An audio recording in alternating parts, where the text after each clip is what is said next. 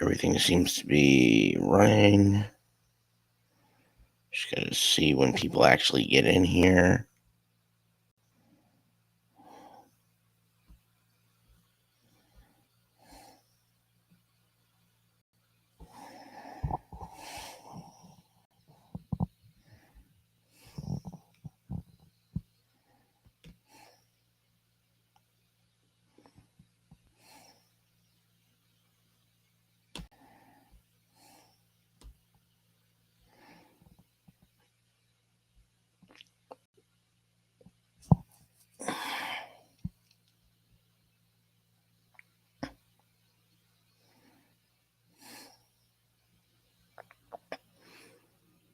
Oh, I see somebody.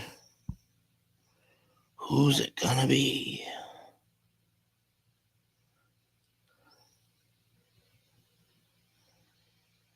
Get some also important supplies. No problem. How you doing, right out?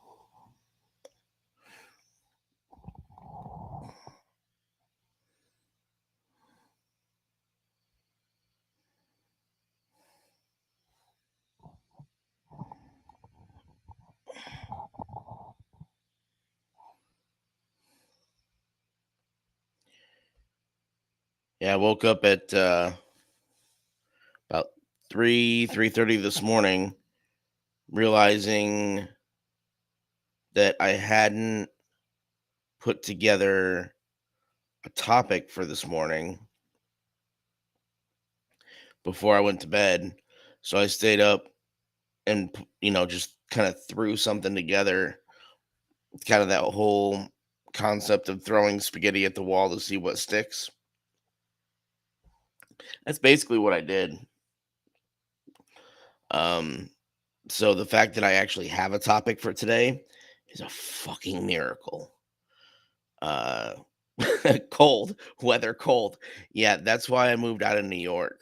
Um, Granted, I mean Virginia has its cold weather, but I don't miss New York at all, purely for that reason. And a lot of the people up there are just no, I just ugh.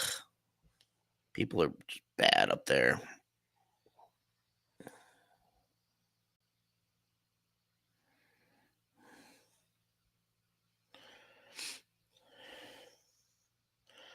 Let's see if I can do this correctly. Um,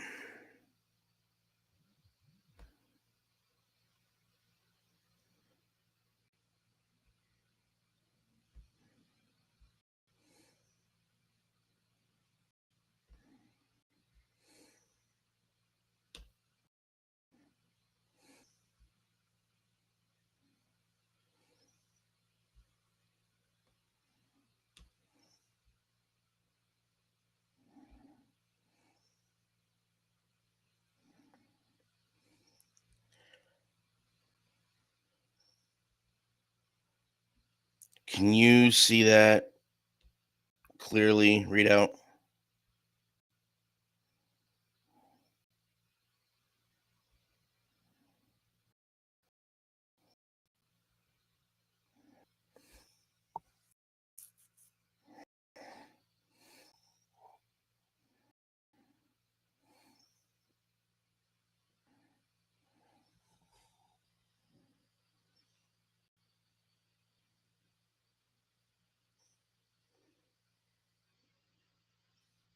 Yeah, everybody else does it, and I'm finally learning how to do it.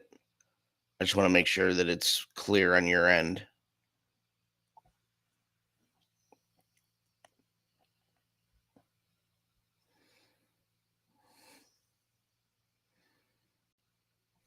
Awesome. Um, so as content creators, we all know that it's a very strange way of communicating than what we're used to, at least my generation, I suppose. Um, I kind of I think anybody I would say 30 and older were the kind of the last generation that was able to grow up without the internet, and maybe not even, well, maybe, but we were able to have those friendships in person.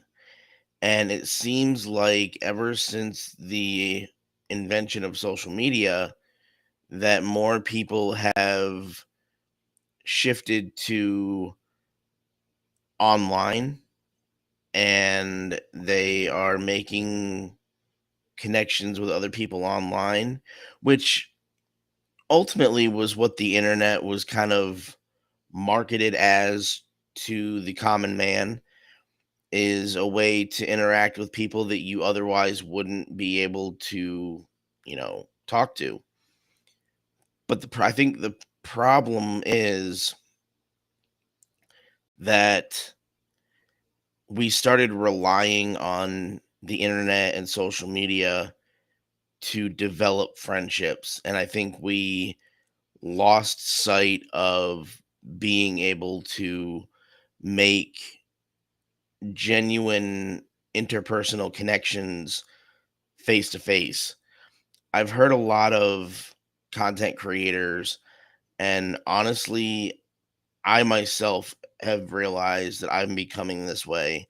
I've heard them say that while they are very, I don't want to say very, they're somewhat concerned about what to share online because they don't know ultimately who they're really talking to, because you can't really gauge who somebody is when you're talking to a screen. Although here I am doing the same thing. But so they're a little bit more leery of who they're speaking to. Um, but at the same time, when they have to go out and actually be a functioning human being outside of being on the internet, they are finding that they are a lot less inclined to be comfortable interacting with people face to face. And I found this Forbes article last night, um, that I want to read through, but I want to direct your attention to the information below the live stream. Uh, there's some links down there. Obviously, there's the donation link and the merch link for this stream, but there's also one for a creator known as Melanie Mack. Her uh, YouTube channel. There we go. Her YouTube channel is Melanie Mack Go Boom. I follow her, but I don't see a lot of her videos. But I was watching Brittany Venti last night on her live stream, and she was talking about a video that Melanie released. And I've only been following Melanie for maybe 2 months. And so I'm still kind of getting to know her content and who she is and, all that.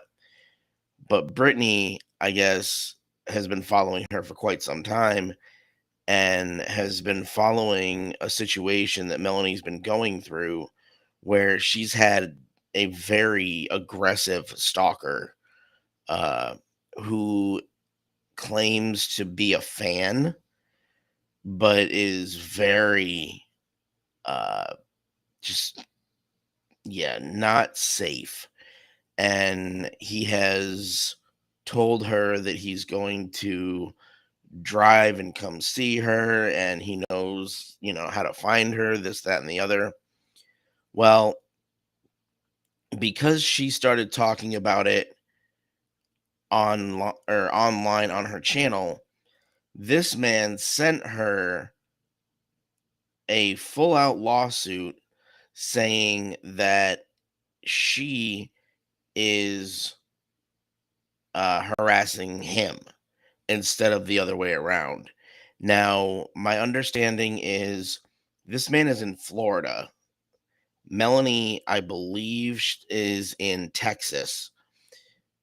So this man had somebody serve her papers in Texas to appear in court in Florida.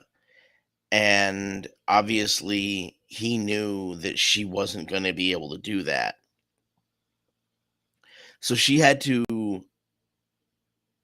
panic and rush to find a way to appear virtually in court by Zoom. Now, thank God that option exists, but it blows my mind that people who are that unhinged will go to such lengths to try and ruin the lives of people that they say they're fans of because they're not getting the attention from those people that they want.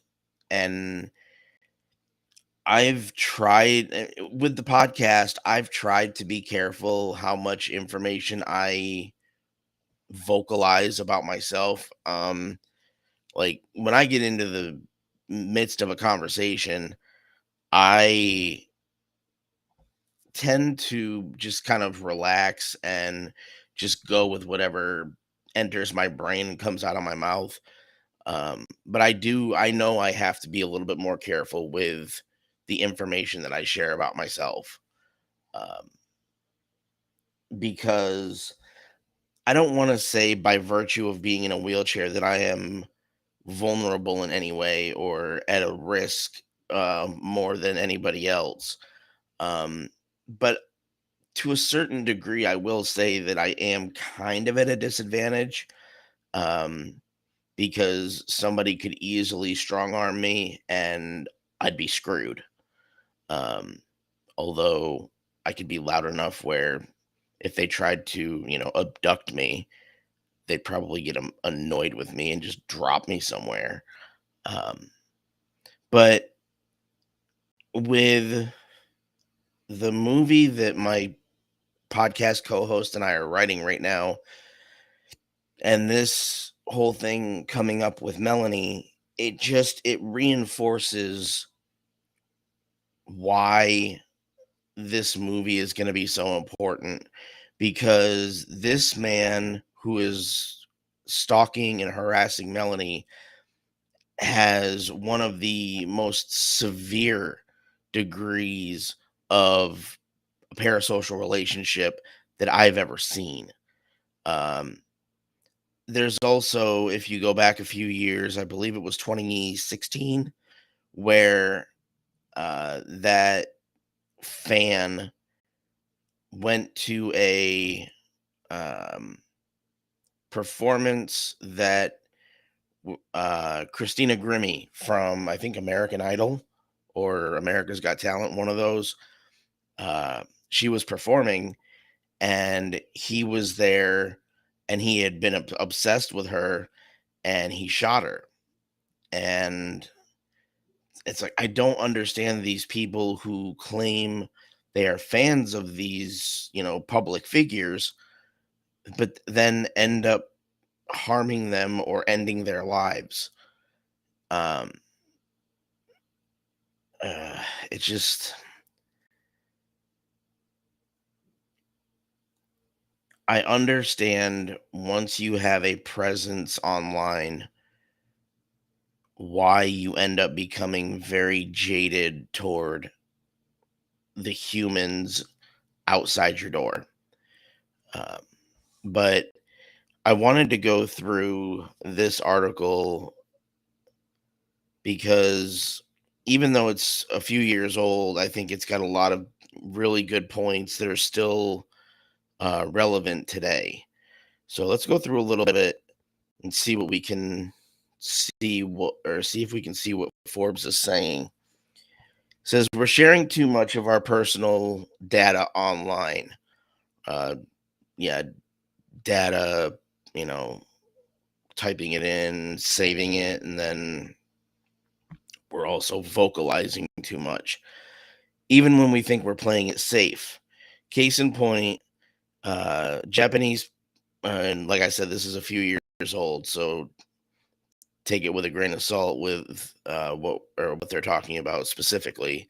Japanese police charged a man with assault after he used his victim's Instagram selfies a particular reflection in her eyes to pinpoint her local train station.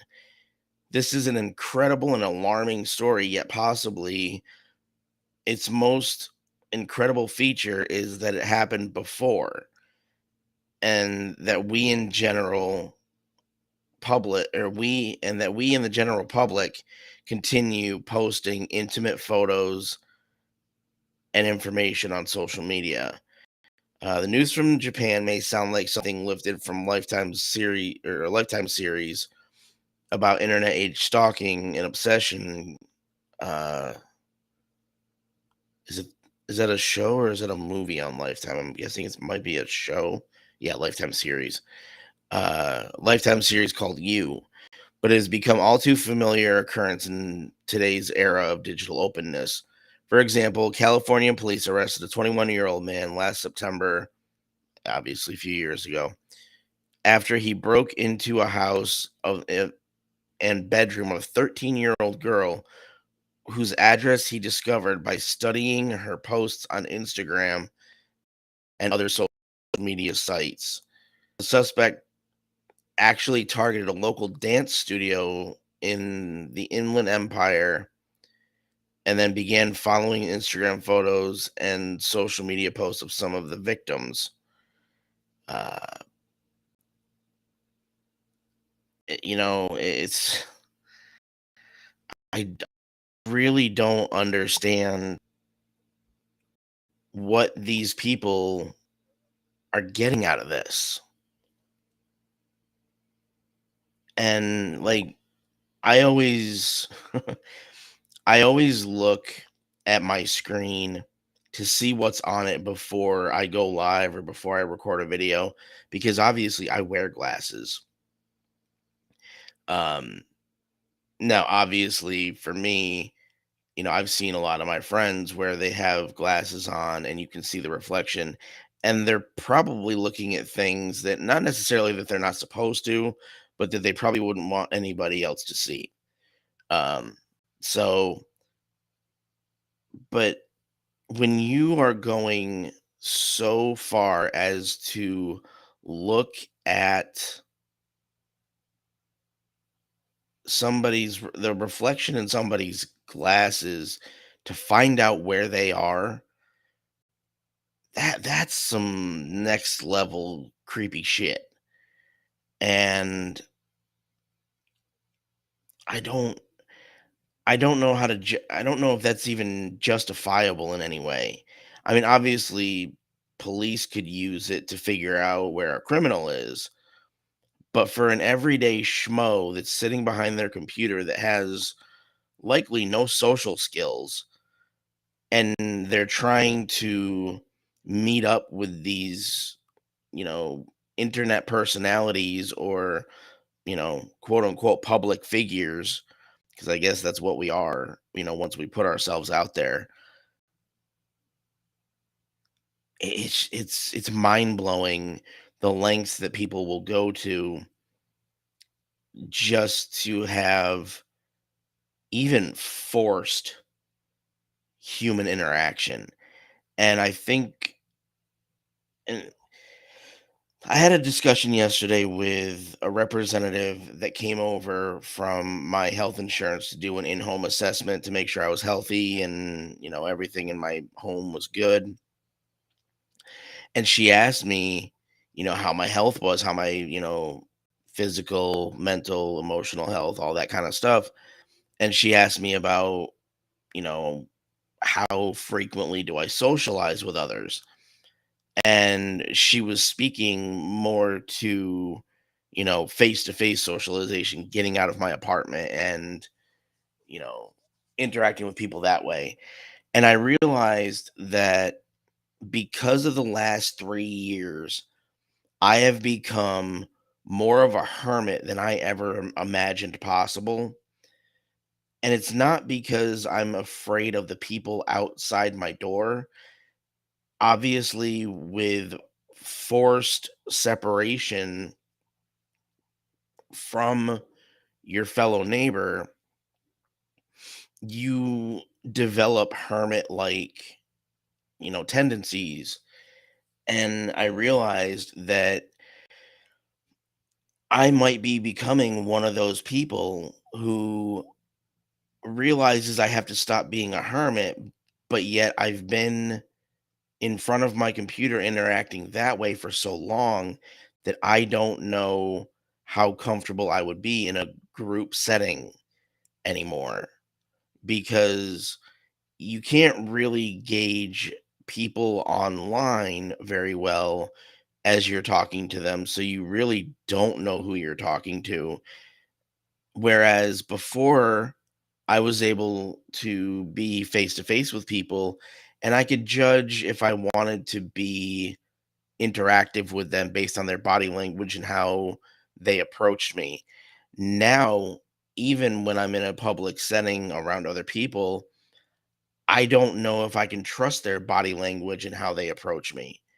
It's this weird gray area now that very much concerns me, and it makes me wonder if, because by nature humans have to be social, and it makes me wonder how much longer we're going to be willing to be social if even our social interactions online are compromised by people like the individual who is going after Melanie, or the individuals in this article.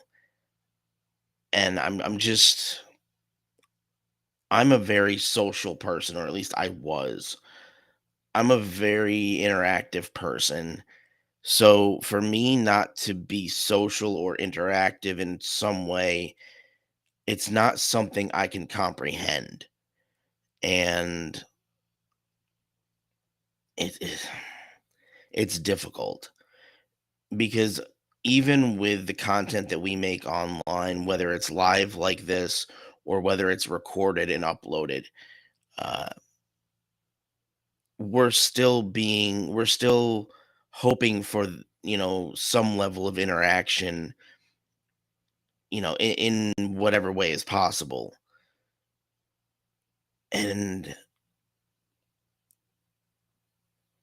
I don't know, it's disheartening to see what people are capable of, because I know that when I was growing up, there was this whole concept of eventually you'll see somebody's true colors.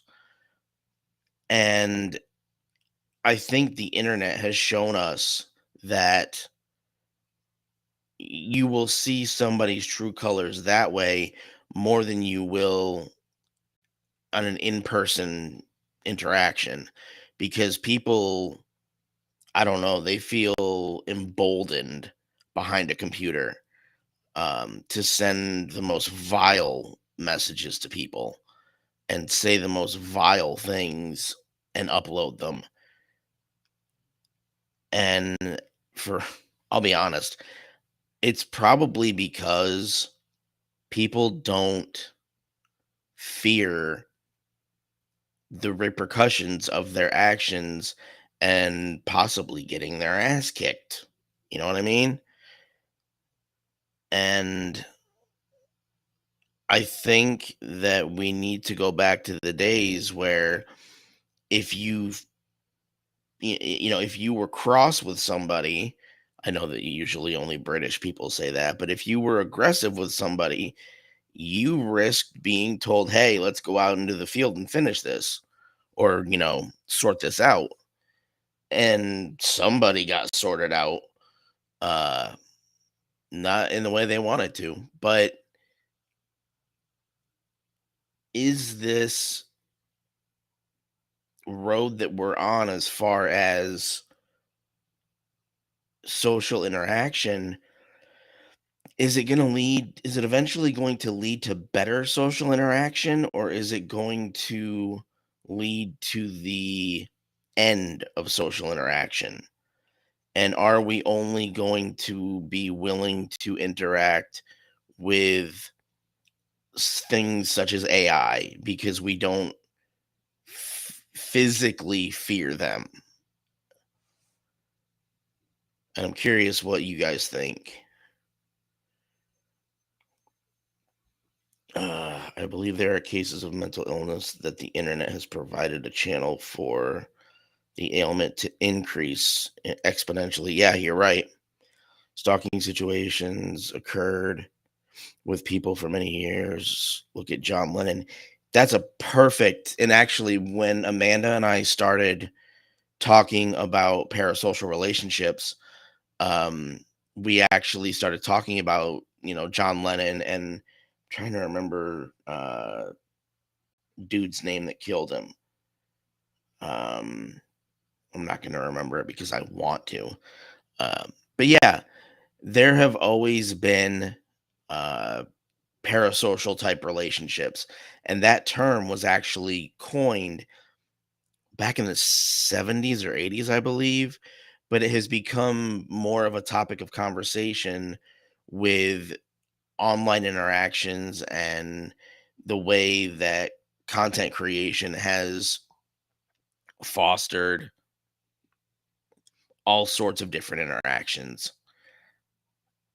And I think I'm hoping that with this movie that we're writing, I'm hoping that it can shine a light and open people's eyes to really the depths of what parasocial relationships are capable of if we're not careful.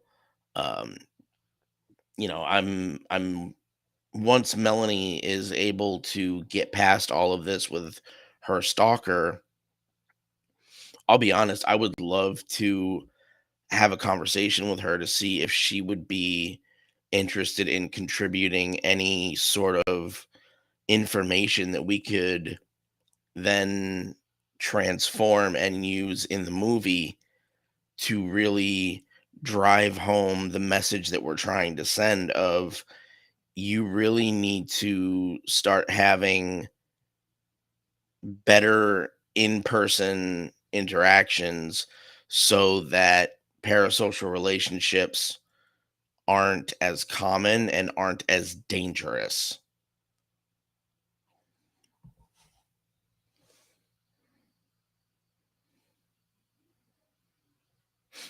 Let's see if there's anything more in this article that is relevant. Give me 1 second. Um,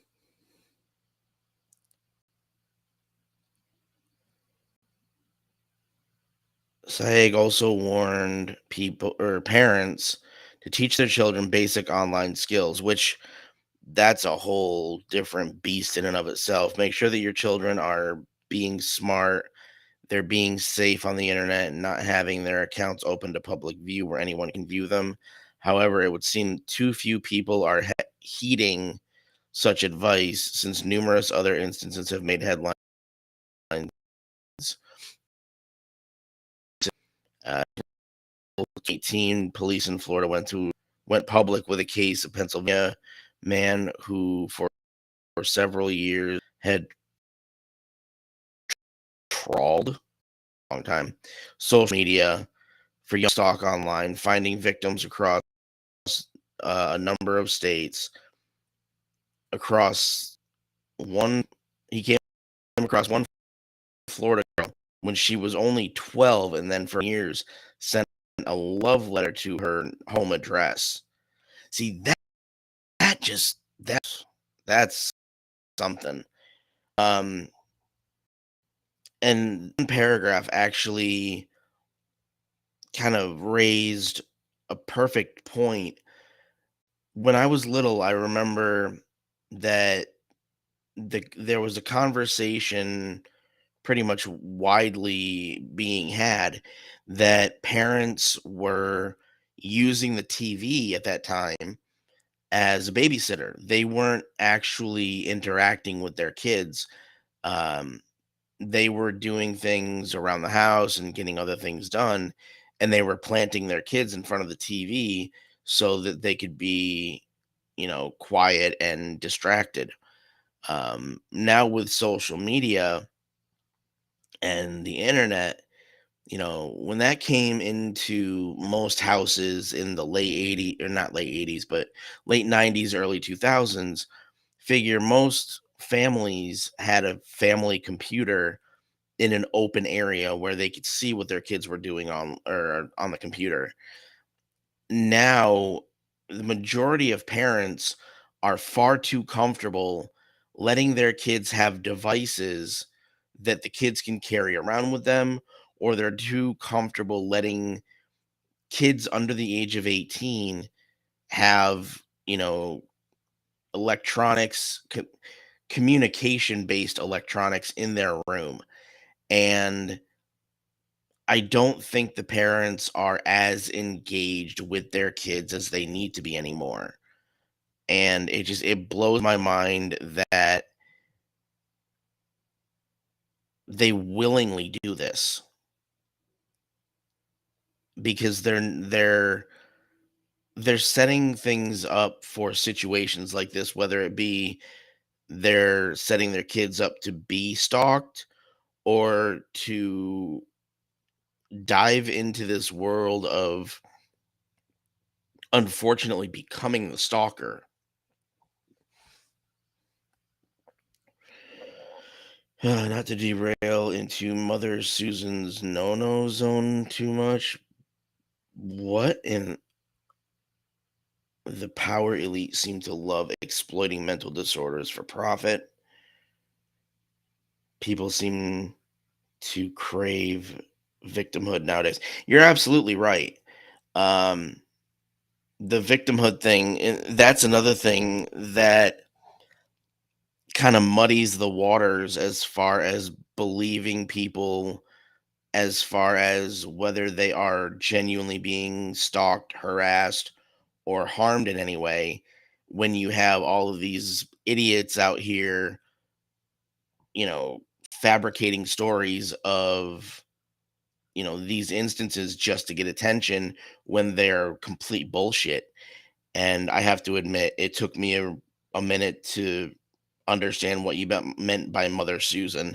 I know who you mean now. I'm not going to make reference to it because, there's probably people watching this live stream that I don't know about, and I don't need it to be taken down.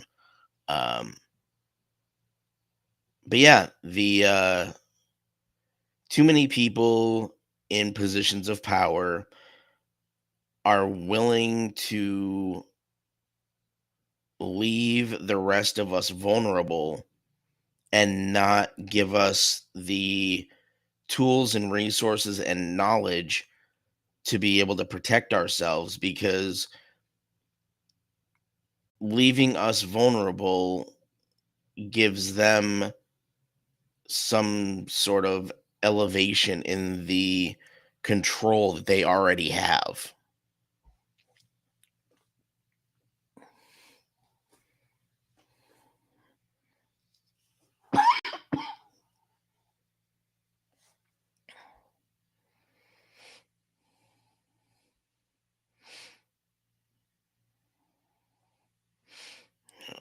Stop sharing the screen. We don't need to go through more of that article.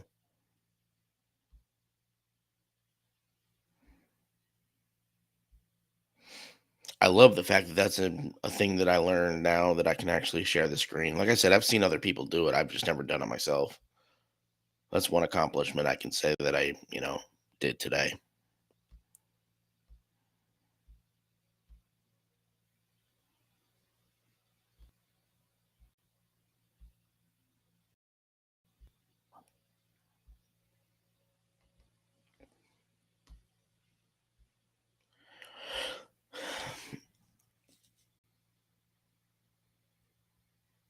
All right, Readout. Yeah, I'm probably gonna end here anyway. I'm glad that you were here for the conversation. Um, yeah, it's just one of those things. we've got to make sure that we are safe in the things that we do, and we got to make sure that those in our space, as far as content creators, are safe. We've got to look out for each other, and I think that the internet and social media took that away. Whereas in person, interpersonal relationships in person, we're better at doing that. So yeah, um, yeah, I'm gonna end here. I will see you guys tomorrow morning. Read out, thank you for being here. And everybody who's going to be watching this after the fact, check the links in the description below. Go help Melanie if you can, because we're out here just trying to create content and have fun and interact. We're not trying to put ourselves out there in a sense to be vulnerable. So go check out the links. There's a donation link, there's a merch link for, you know, the content that you're consuming on this channel. But more importantly, go help Melanie out if you can.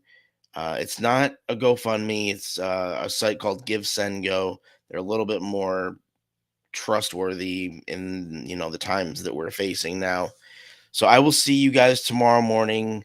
Thank you for listening, and I look forward to reading your comments in the aftermath. I'll see you tomorrow.